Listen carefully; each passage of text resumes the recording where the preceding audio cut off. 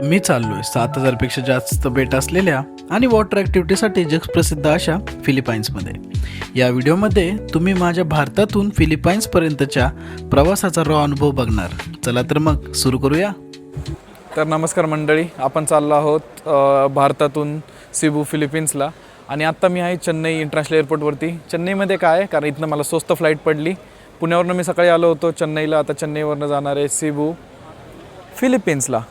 Boarding झाली आहे चालू. इथे आहे आपल्या बॅग अँड आपल्याला 10 किलो अलाउड आहे, तर आपण ही बॅगचं वजन करणार आहे. या बॅगेचं नाही करणार, ही बॅग इथेच ठेवणार आहे. आणि जेव्हा वजन करून येऊ आपण, त्यानंतर ही बॅग याच्या आत टाकायची आपल्याला. सो अशा प्रकारे थोडंसं जास्ती वजन आपण घेऊन जाऊ शकतो.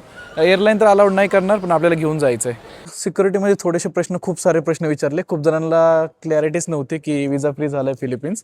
ॲक्च्युली ह्याच वर्षी झाला आहे, त्याच्यामुळे भरपूर लोकांना अजून एवढी आयडिया नाही आहे की हा विजा फ्री झाला आहे. त्याच्यामुळे थोडासा वेळ गेला, बट स्मूथली झालं. आता ही बॅग फक्त आपल्याला मॅनेज करायची. त्याच्या अगोदर चला फ्रीचं जेवण करून घेऊ. दाखवतो कुठे करायचे ते. हे आहे ते फ्रीचं जेवण मिळायचे ठिकाण, लाऊंज ॲक्सेस. चला जाऊयात. आता हे आपलं आहे आजचा डिनर. तो सगळा मेनू आपण इथं घेतला आहे. अजून भरपूर सारे ऑप्शन्स आहेत जे आपण घेऊ शकतो. सो या फ्रीचा जेवणाचा आस्वाद घेऊन मी भेटतो तुम्हाला पुढे. सिक्युरिटी चालू आहे आता सिंगापूर एअरपोर्टला.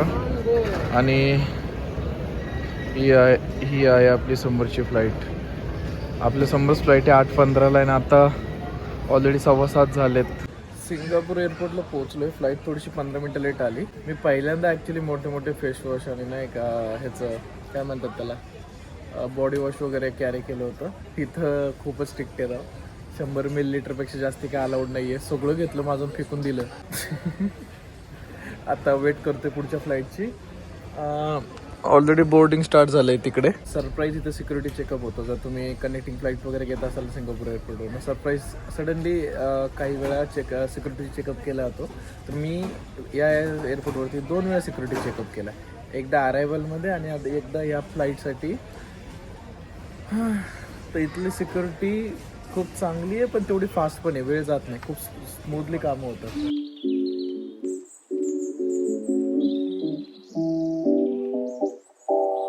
ही समोर फ्लाईट आहे, ती किती क्रिएटिव्ह वाटते बघा ना. किती कलरफुल केली आहे तिला, भारी वाटते ना.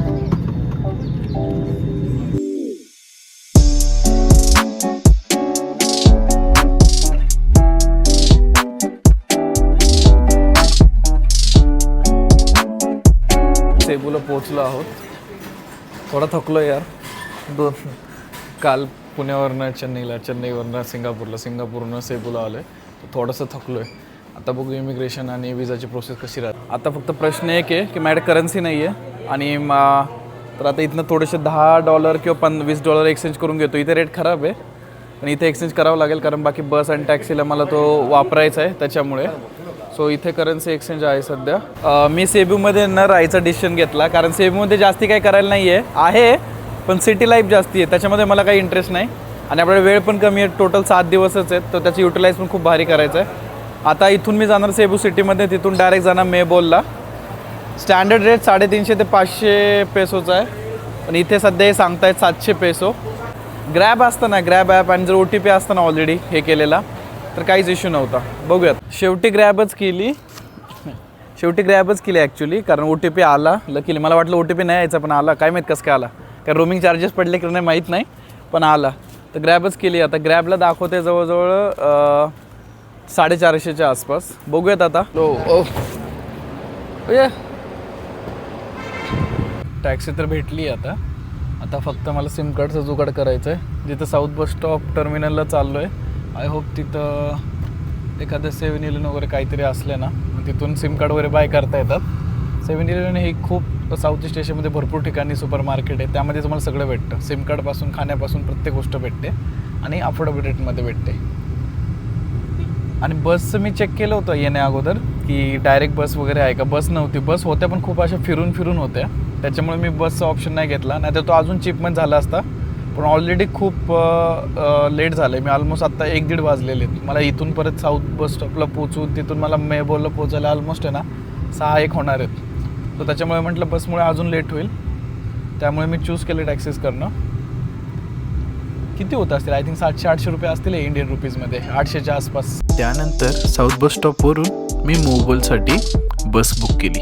खूप थकल्यामुळे मी बसमध्ये झोपी गेलो, त्यामुळे कोणते व्हिडिओ बनवले नाही. पुढच्या दिवशी जे काय अनुभव मिळाले, कासनसोबत पोहणं आणि साडीन माशांच्या झुंडीतलं शांत अविस्मरणीय क्षण, हे आयुष्यात एकदाच मिळणारे अनुभव आहेत.